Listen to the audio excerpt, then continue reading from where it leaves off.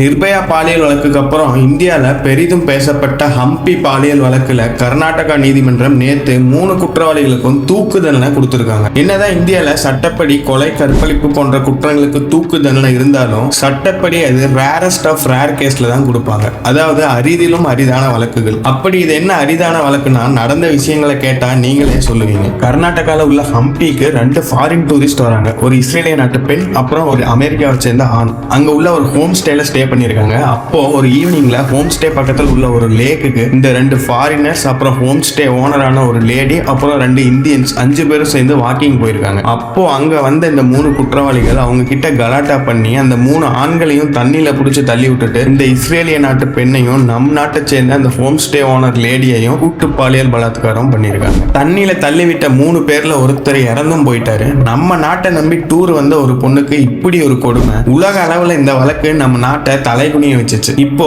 Murder, பாலியல் வன்கொடுமை, robbery போன்ற குற்றங்களுக்கு 3 பேருக்கும் தூக்கு தண்டனை வழங்கப்பட்டிருக்கு. இதை பார்க்கும்போது கண்டிப்பா இனி தப்பு பண்ணணும்னு நினைக்கிறவங்களுக்கு ஒரு பயம் வரும். இந்த தீர்ப்பை பத்தி நீங்க என்ன நினைக்கிறீங்கன்னு கமெண்ட்ல சொல்லுங்க. இது போல சட்டம் சம்பந்தமான டெய்லி அப்டேட்ஸ்க்கு மறக்காம அக்கௌண்ட்டை ஃபாலோ பண்ணிக்கோங்க.